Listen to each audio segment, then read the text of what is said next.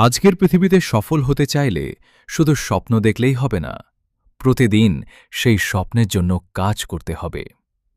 অন্যের সাফল্য দেখে হিংসা নয়, অনুপ্রেরণা নাও।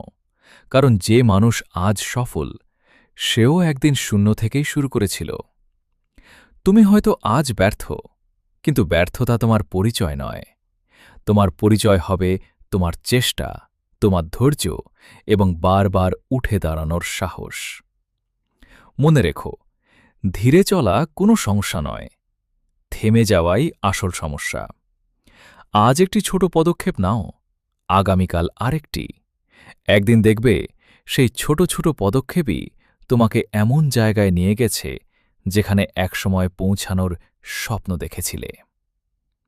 নিজের ওপর বিশ্বাস রাখো, কঠোর পরিশ্রম করো, সময়কে মূল্য দাও।